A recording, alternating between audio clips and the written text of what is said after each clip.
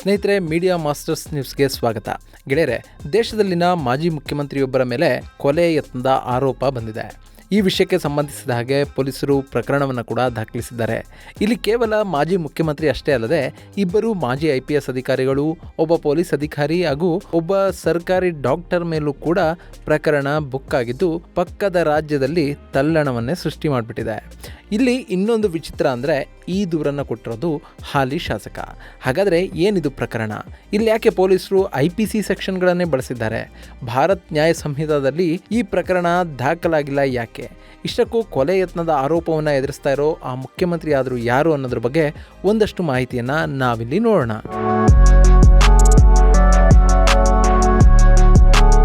ಗೆಳೆಯರೆ, ಕರ್ನಾಟಕದಲ್ಲಿ ಸಾಕಷ್ಟು ಭ್ರಷ್ಟಾಚಾರದ ಪ್ರಕರಣಗಳು ಸದ್ದು ಮಾಡ್ತಾ ಇವೆ. ಮೂಡಾದಲ್ಲಿ CM ಸಿದ್ದರಾಮಯ್ಯ ಅವರ ಪತ್ನಿಗೆ ಸೈಟು ಹಂಚಿಕೆ ವಿಷಯ, ವಾಲ್ಮೀಕಿ ಪರಿಶಿಷ್ಟ ಪಂಗಡಗಳ ಅಭಿವೃದ್ಧಿ ನಿಗಮದ 187 ಕೋಟಿ ಹಣ ದುರ್ಬಳಕೆ, ಇವೆಲ್ಲವೂ ಕೂಡ ರಾಜ್ಯದಲ್ಲಿ ಸಾಕಷ್ಟು ಗಮನವನ್ನ ಸೆಳೀತಾ ಇವೆ. ಇಂತಹ ಹೊತ್ತಲ್ಲಿ ನಮ್ಮ ಪಕ್ಕದ ರಾಜ್ಯವೊಂದರಲ್ಲಿ ಮಾಜಿ ಮುಖ್ಯಮಂತ್ರಿಗಳ ಮೇಲೆ ಕೊಲೆ ಯತ್ನದ ಕೇಸ್ ದಾಖಲಾಗಿದೆ. ಆ ಪ್ರಕರಣದಲ್ಲಿ ದೂರುದಾರರಾಗಿರೋದು ಹಾಲಿ ಶಾಸಕರು. ಇಂಥದ್ದೊಂದು ವಿಚಿತ್ರ ಘಟನೆ ನಡೆದಿರೋದು ನಮ್ಮ ಪಕ್ಕದ ಆಂಧ್ರ ಪ್ರದೇಶದಲ್ಲಿ. ಇಷ್ಟು ಹೇಳ್ತಾ ಇದ್ದಾಗೆ ಮಾಜಿ ಮುಖ್ಯಮಂತ್ರಿ ಯಾರು ಅನ್ನೋದು ನಿಮ್ಮಲ್ಲಿ ಸಾಕಷ್ಟು ಜನಕ್ಕೆ ಗೊತ್ತಾಗಿರುತ್ತೆ. ಎಸ್, ಆಂಧ್ರ ಪ್ರದೇಶದ ಮಾಜಿ ಮುಖ್ಯಮಂತ್ರಿ ಜಗನ್ ಮೋಹನ್ ರೆಡ್ಡಿ ವಿರುದ್ಧ ಈ ಪ್ರಕರಣ ದಾಖಲಾಗಿದೆ.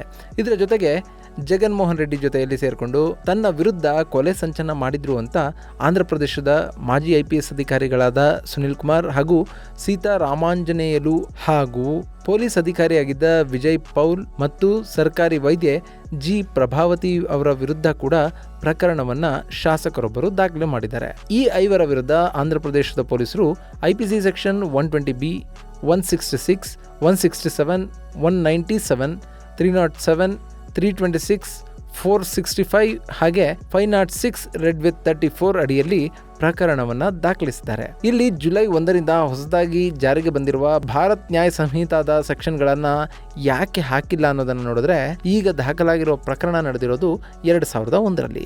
ಹೀಗಾಗಿ ಜುಲೈ 1, 2024ಕ್ಕೂ ಹಿಂದೆ ನಡೆದ ಪ್ರಕರಣಗಳಲ್ಲಿ ದಾಖಲಾಗುವಂತೆ ಇಲ್ಲೂ ಕೂಡ IPC ಸೆಕ್ಷನ್ಗಳನ್ನೇ ಪೊಲೀಸರು ಬಳಸಿದ್ದಾರೆ.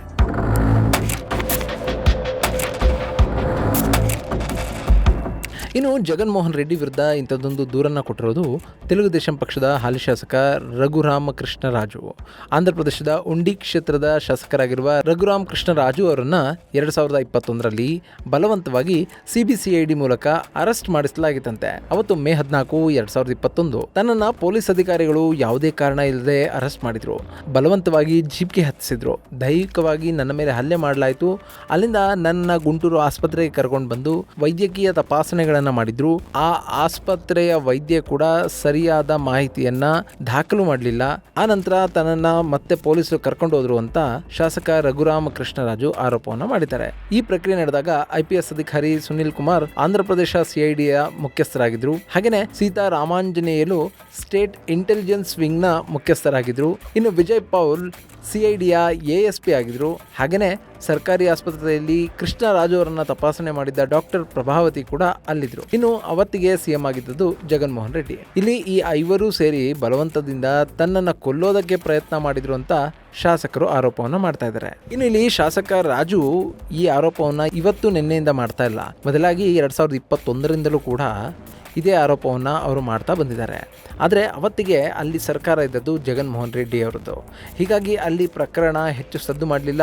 ಆದರೆ ಈಗ ಆಂಧ್ರ ಪ್ರದೇಶದಲ್ಲಿ ಕೃಷ್ಣರಾಜು ಅವರ TDPನೇ ಅಧಿಕಾರಕ್ಕೆ ಬಂದಿದೆ. ಚಂದ್ರಬಾಬು ನಾಯ್ಡು ಈಗ ಅಲ್ಲಿ ಮುಖ್ಯಮಂತ್ರಿ ಆಗಿದ್ದಾರೆ. ಸೊ ಕೃಷ್ಣರಾಜು ಈಗ ಮತ್ತೆ ಹಳೆಯ ದೂರಿಗೆ ನ್ಯಾಯ ಒದಗಿಸುವಂತೆ ಕೇಳಿಕೊಂಡಿದ್ದಾರೆ. ಅವರು ಇಮೇಲ್ ಮೂಲಕ ಕಳಿಸಿದ್ದ ದೂರಿನ ಅನ್ವಯ ಈಗ ಗುಂಟೂರಿನ ನಾಗರ್ಪಾಲೆಂನಲ್ಲಿ ಪ್ರಕರಣ ದಾಖಲಾಗಿದೆ. ಮೇಲ್ನೋಟಕ್ಕೆ ಇದೊಂದು ರಾಜಕೀಯ ಪ್ರೇರಿತ ಪ್ರಕರಣ ಅಂತ ಅನಿಸಿದ್ರು ಮಾಜಿ ಮುಖ್ಯಮಂತ್ರಿಯೊಬ್ಬರ ಮೇಲೆ ಬಂದಿರೋ ಆರೋಪವಾಗಿರೋದ್ರಿಂದ ಇದು ಹೆಚ್ಚು ಸದ್ದು ಮಾಡ್ತಾ ಇದೆ.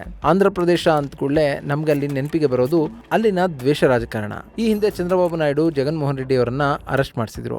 ಆ ಬಳಿಕ ಜಗನ್ ಮೋಹನ್ ರೆಡ್ಡಿ ಚಂದ್ರಬಾಬು ನಾಯ್ಡು ಅವರನ್ನ ಅರೆಸ್ಟ್ ಮಾಡಿಸಿದ್ರು. ಈಗ ಮತ್ತೆ ಈ ದ್ವೇಷ ಮುಂದುವರಿಯುವ ಸಾಧ್ಯತೆ ಹೆಚ್ಚಾಗಿ ಕಾಣ್ತಾ ಇದೆ. ಒಟ್ಟಿನಲ್ಲಿ ಆಂಧ್ರ ಪ್ರದೇಶ ಇನ್ನು ಮುಂದೆ ಕೂಡ ತನ್ನ ವಿಚಿತ್ರ ರಾಜಕೀಯ ನಿರ್ಧಾರದಿಂದ ದೇಶದ ಗಮನವನ್ನು ಸೆಳೆಯುತ್ತಾ ಅನ್ನೋ ಕುತೂಹಲ ಉಂಟಾಗ್ತಾ ಇದೆ. ಇನ್ನು ಈ ಪ್ರಕರಣದ ಬಗ್ಗೆ ಜಗನ್ ಮೋಹನ್ ರೆಡ್ಡಿ ಯಾವುದೇ ಯಾವುದೇ ಮಾಹಿತಿಯನ್ನು ಹಂಚಿಕೊಂಡಿಲ್ಲ. ಪೊಲೀಸರು ಕೂಡ ಸದ್ಯಕ್ಕೆ ಪ್ರಕರಣವನ್ನು ದಾಖಲಿಸಿಕೊಂಡಿದ್ದಾರೆ. ಒಂದು ವೇಳೆ ಅಲ್ಲಿ ಜಗನ್ಮೋಹನ್ ರೆಡ್ಡಿ ಈ ಪ್ರಕರಣದಲ್ಲಿ ಅರೆಸ್ಟ್ ಆದರೆ ಈ ಪ್ರಕರಣ ಸಾಕಷ್ಟು ಗಮನವನ್ನು ಸೆಳೆಯಬಹುದು. ಇದು ಗೆಳೆಯರೆ, ಆಂಧ್ರ ಪ್ರದೇಶದ ಮಾಜಿ ಮುಖ್ಯಮಂತ್ರಿ ಜಗನ್ಮೋಹನ್ ರೆಡ್ಡಿ ಅವರ ವಿರುದ್ಧ ಕೇಳಿಬಂದಿರುವ ಕೊಲೆ ಯತ್ನದ ಆರೋಪದ ಬಗ್ಗೆ ಒಂದಷ್ಟು ಮಾಹಿತಿ. ಮುಂದಿನ ವಿಡಿಯೋದಲ್ಲಿ ಮತ್ತೊಂದು ವಿಶೇಷವನ್ನು ನಿಮ್ಮ ಮುಂದಿಡ್ತೀನಿ. ಅಲ್ಲಿವರೆಗೂ ನಮಸ್ಕಾರ.